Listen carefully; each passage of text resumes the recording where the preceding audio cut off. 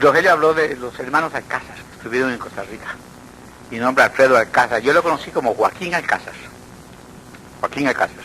Caballistas mexicanos, fugitivos de una revolución fracasada en México.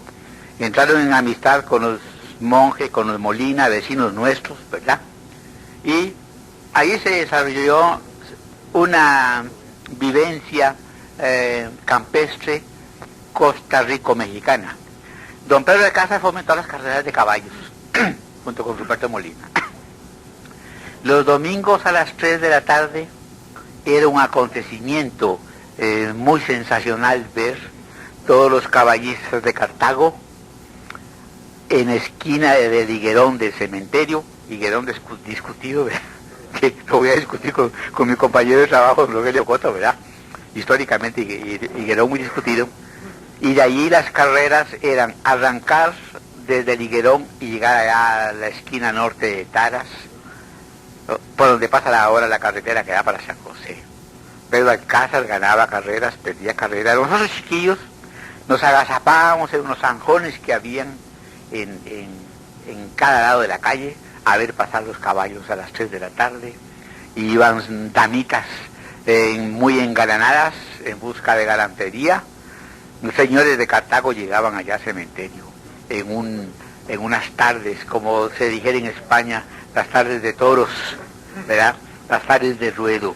Nuestros ruedos fueron esas carreras de caballos fomentadas por Pedro Alcázar, Joaquín Alcázar, que dice don Rogelio Cotto que se llamaba Alfredo, yo lo conocí como Joaquín, y eso dio una entretención en las tardes de los domingos. Los domingos en la tarde, cuando hacía buen tiempo, había que ir a la esquina del cementerio. Caballos, damas con sus sombreros, coches tirados por caballos. Era un espectáculo verdaderamente bello, una de las cosas más hermosas que tuvo la Cartago de principios de este siglo. Ahora voy a cometer, para salir del apuro, un tema que una familia de Guadalupe me pidió, pero me prohibió decir su nombre. Antes del terremoto, el clima en Cartago era realmente frío, se trataba de un clima frío. Había en invierno tormentas, llovía, venía un viento del oeste que nuestros mayores llamaron el vendaval. Y era una cosa tan sabrosa, tan impresionante, ver que el vendaval venía oloroso a montaña, olía a montaña. ¡Qué espectáculo! El olfato en la ciudad, sentir el olor de la montaña.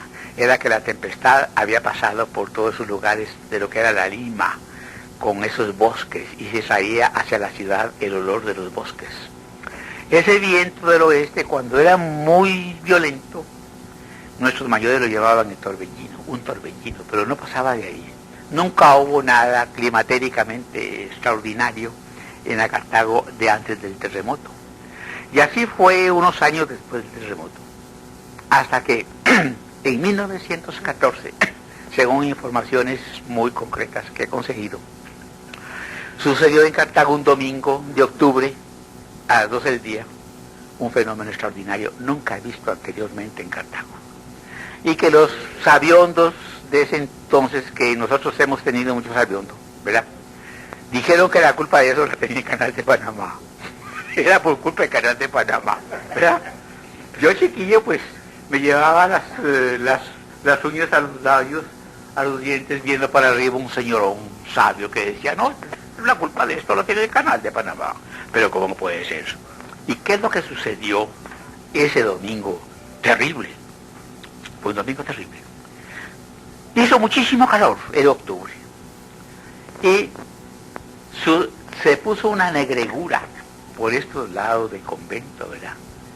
Y comenzó un rugido en el cielo que no era un trueno, sino un zumbido ensordecedor e imponente. Las gentes volvieron a ver para arriba aquella oscuridad, aquel ruido, y después comenzaron unas nubes a presentar un borde rojo, rojizo, tornasol. Nunca se había visto eso. Y el ruido se combinaba con aquel color que comenzó a girar.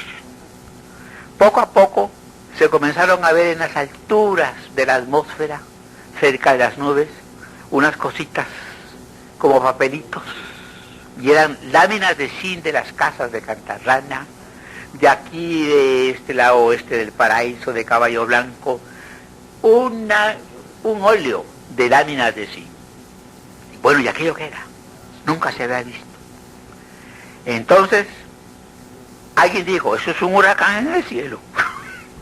Me topó, otra vez volvemos a don Arturo González Rivera, el negro Ketty, el jefe de nuestra pandilla, y me dice, ¿vieras qué feo? ¿Qué? Un huracán entre el cielo, un huracán entre el cielo, ¿cómo es eso? Horrible, y de veras aquello fue horrible. Fue la primera tromba formal, o sea, ciclón, como esos que suceden en el oeste de los Estados Unidos, en los desiertos de Utah, ¿verdad? Que se hace como una yuca, como una manguera, ¿verdad? Se arremolina el viento y comienza a girar con gran velocidad, ¿verdad? Y por donde pasa esa yuca, digámoslo así, es capaz de destapar la bóveda de un banco, porque es un vacío, y entonces el aire de las casas tiende a ocupar ese vacío, ¿verdad? Entonces destapa el techo, destapa la casa, y todo se va arriba. Y ese fenómeno era desconocido antes del terremoto, nunca sucedió, ni en el año 1912 ni 13, sino hasta en octubre de 1914 vino lo que se llamó la primera tromba. Fue un espectáculo impresionante, feo, tremendo. Caminó y se fue a perder por ahí, por giradas, por esos potreros, y desapareció afortunadamente. El fenómeno se repitió en varias oportunidades, pasaron unos años, y ya se presentó uno muy importante, de muy desastrosas consecuencias en el año 1923. De esa yo fui un testigo presencial. Esa tromba vino al contrario de la otra, vino de oeste a este. Allí se originó por el lado del cementerio, y se vino caminando como un monstruo destructor y terrible hacia la ciudad. Se llevó todas las chimeneas de Naborío, destapó casas, se llevó un higuerón que había frente a la casa de don Enrique Carazo, abuelo del hoy candidato a la presidencia de la República, don Rodrigo Carazo Odio. Levantó ese aguacate, que era un palo firme, robusto, como si fuera una pobre hierba, y a saber a dónde lo fue a tirar. Encima de quién cayó, o a dónde cayó ese palo de aguacate, y se vino. Entonces, en el convento, al ver los padres del convento el peligro en que estaba la iglesia y todo el edificio del convento, salió Fray Dionisio al frontispicio del convento con el Santísimo, y donde venía el monstruo, le echó la bendición. Y en ese momento yo vi que se deshizo, porque yo trabajaba en mi imprenta. Fray Ramón había llegado y había dicho todo lo contrario de que hay que hacer. Cierren puertas y ventanas, al contrario, abran puertas y ventanas para que el aire salga libremente, aunque nos amenace asfixia. Pero al cerrar puertas y ventanas hubiéramos estallado como una bomba. Pero afortunadamente, esa bendición de ese santo varón, un asunto, digámoslo así, de San Francisco de Asís, una custodia enhiesta ante ese enemigo sombrío de la tromba, la desbarató inmediatamente, con la consecuencia de que se vino sobre Cartago un aguacero tan tremendo como nunca se vio jamás. 1923 fue esa. Después se repitió el fenómeno varias veces, pero el caso es que antes del terremoto jamás sucedió lo que se llamó tromba. Había vientos fuertes. El 2 de agosto de 1910 hubo lo que se llamó un huracán, ¿verdad? Pero era un huracán, lo que se llama corrido, ¿verdad? A mí me llevó casi, yo no pude entrar a casa. Tuvo que ir un señor que pasaba lista a los obreros que estaban haciendo los caminos de la calle Real, don Pedro no sé cuántos, a las súplicas de mi madre, corrió a agarrarme y a devolverme y meterme a casa, porque el viento me llevaba ya casi, y me iba a llevar hasta la Lima. Pero ese no era el fenómeno a que me refiero. Ese fenómeno, la tromba, porque mucha gente me ha preguntado que si yo recuerdo de eso, que si tengo informes. Los informes que tengo es que la tromba propiamente dicha, el ciclón tipo oeste de los Estados Unidos, que se arremolina sobre sí mismo y desciende de la nube, y baja a tierra, y levanta todo lo que se atraviesa. y arrasa con todo, hasta con una bóveda de un banco, la hace estallar como una bomba. La tromba se presentó por primera vez en Cartago un domingo de octubre de 1914, después de un tremendo calor, y que el cielo parecía tornasolado, según el roce de las partículas de aire en la fricción, con esa rotación trágica sobre sí mismo, haciendo un chorizo devastador. Fue esa la fecha de 1914.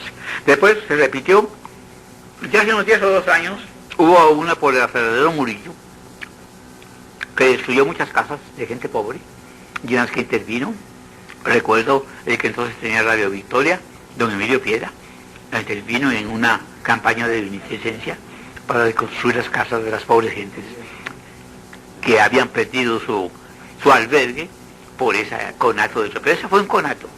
En cambio, la de 1914 fue una tromba formal, tremenda. Yo nunca he visto una cosa, no se ha sabido de una cosa igual. El torbellino, de antes del terremoto, era un viento fuerte, preludio de aguacero, que traía a la ciudad el olor de la montaña. Era rico, traía el olor de la lima. Bueno, traía el olor de la lima. La lima es legendaria. En los amaneceres, caminar hacia la lima era un espectáculo maravilloso que quisiera ver turista en el mundo que hubiera visto en alguna parte del mundo una cosa igual. Aquel concierto de jilgueros confundido con los gritos del Congo, de los congos, cuando íbamos hacia la atalaya, una abra que se llamaba la atalaya por la Lima a las 5 de la mañana, a la luz mortecina de la luna, era un espectáculo inolvidable. Y ese concierto de jilgueros, que ya han desaparecido, jamás podría ahora equipararse a un espectáculo de nuestro tiempo semejante a esos espectáculos de aquel pasado glorioso. Juan de Dios habló de los fenómenos atmosféricos, de los huracanes de Cartago, y recordó el de 1923, y es una calamidad eso de ser uno tan viejo, porque yo me acuerdo del huracán de 1923, y la realidad es que fue un espectáculo, ¿verdad? Vi eso y jamás he visto otra cosa igual. Efectivamente, el viento, el huracán, entró por la calle del cementerio, hacia el centro de la ciudad. Y recuerdo, porque esa era mi calle, ¿verdad? Del molino al cementerio, yo troteaba esa calle de arriba abajo todo el tiempo, ¿verdad? Y cuando era chiquillo, con mayor razón, yo caminaba descalzo por toda esa calle para arriba y para abajo, y recuerdo dos o tres cosas que no se me olvidarán jamás. Por ejemplo, venía hacia el centro de la ciudad la carreta de escoto con que se recogía la basura, que era carreta de bueyes. Es decir, un día de tantos vamos a hablar aquí de los sistemas de recolección de basura de Cartago. Son parte de la historia de Cartago. Y en esa época era una yunta de bueyes conducida